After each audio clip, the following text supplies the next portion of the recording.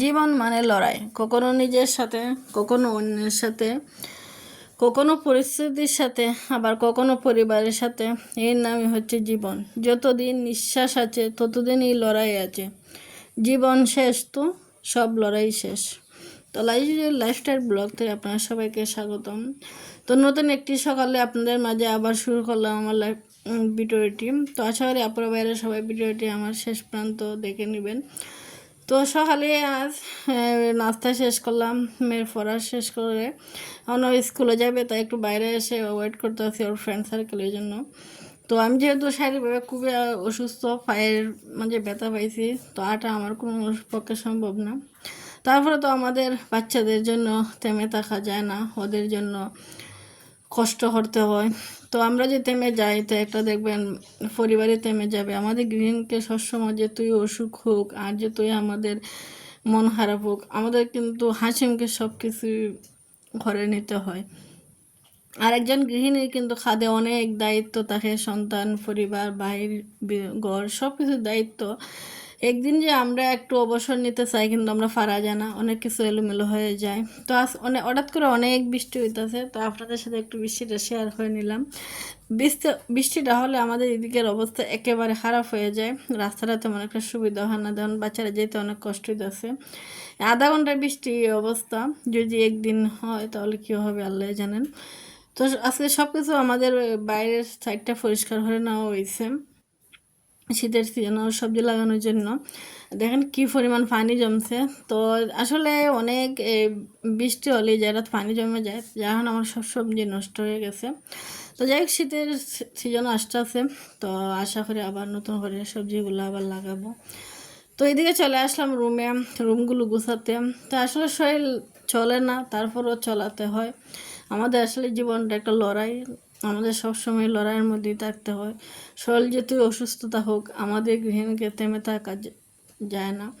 আমরা থেমে থাকলে হয়তো পুরো পরিবারটাই দেখবেন থেমে যায়, আর অনেক কাজ জমা হয়ে যায়।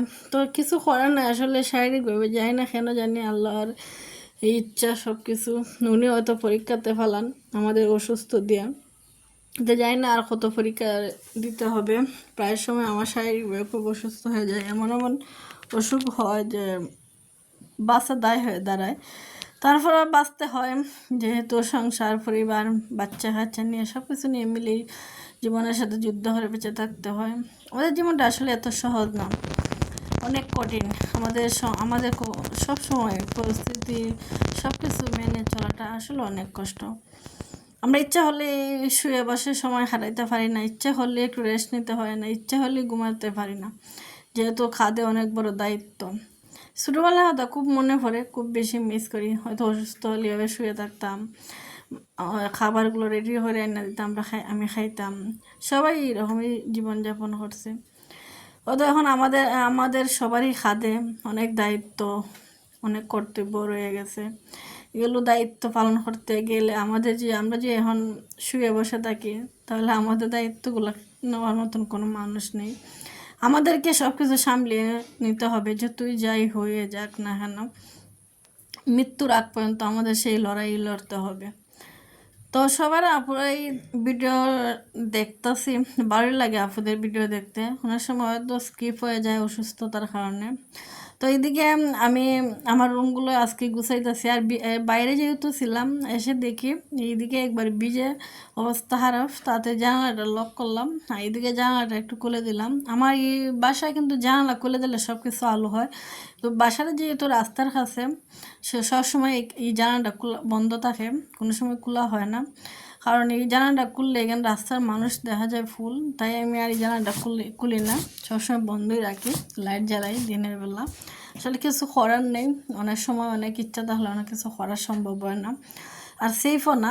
এই ধরেন অনেক সময় ধরেন মোবাইল টোবাইল থাকে, এগুলো রিস্ক হয়ে যায়, তাই জানালাটা সবসময় লাগাই রাখি। তো আমি যেহেতু রুমে কাজ করতেছি, তাই এইদিকে একটু খুলে রাখলাম, কাজ শেষ করে আবার জানালাটা নক করে দেবো। এইদিকে একটু জানালাটা খোলা থাকে, আর এদিকে আসলে তেমন একটা মানুষের রাস্তা যাওয়া আসা হয় না। তো এইদিকে কাজ করতেছি, আর অনেক কষ্ট হইতেছে আমার শরীর নিয়ে। আমি যেমন মানে ফার ফালা, যেমন আমার মনে হয় যে আমার কি একটা ফিল হয় মানে বোঝানোর মতন, এত কষ্ট হইতেছে। তারপরে কাজগুলো একটু একটু করে নিতেছি। তো অফ ক্যামেরায় আমি আমার সব রুমগুলো এক এক করে গুছিয়ে নিছি, আপনার সাথে শেয়ার করা হয় নাই, যেহেতু আমার শরীরটা তেমন ভালো না, আর ভালো লাগছে না। আর এইগুলোই একটু শেয়ার করলাম আমার রুমের এগুলোই।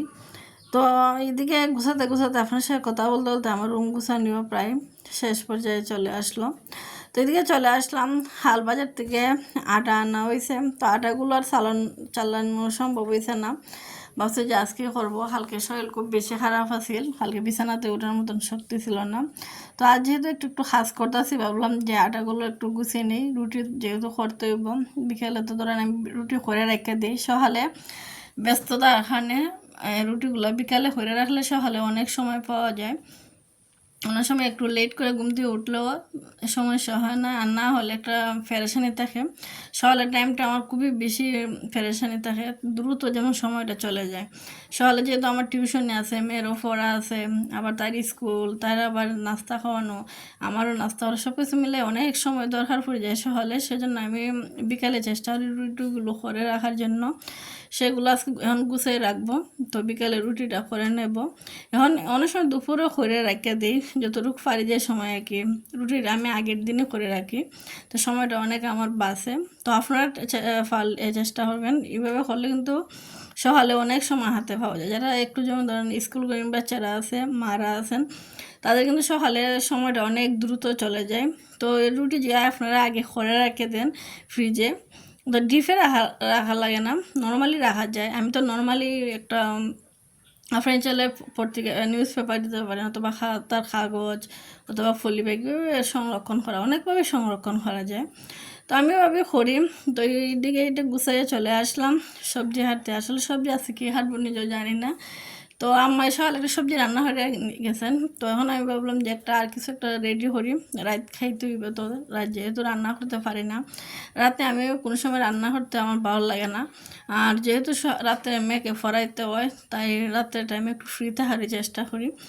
আর মেয়েকে যেহেতু আমি নিজে সব কিছু টেক কেয়ার নিতে হয়, ওর পড়া, ওর স্কুল আসা যাওয়া। তো স্কুলে আসার সময় খালাই নিয়ে আসেন, আমি যেহেতু শারীরিকভাবে তেমন একটা সুস্থ না, সবসময় যেতে পারি না।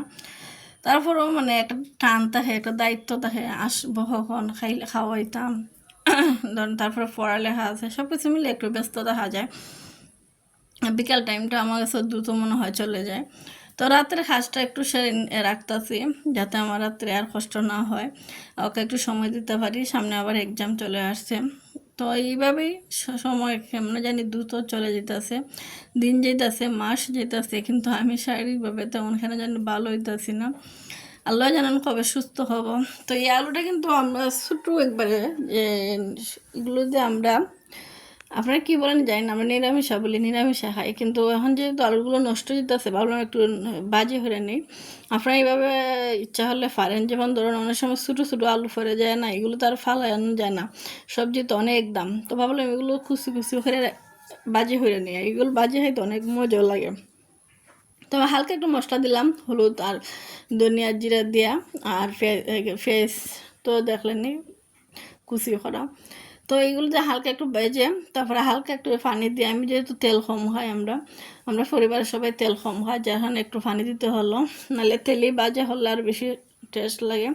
তো এটা ফাইনাল লুক, আপনাদের সাথে ভালো করে শেয়ার করতে পারলাম না। তো ভালো থাকেন ভিউয়ার্স, আসসালামু আলাইকুম।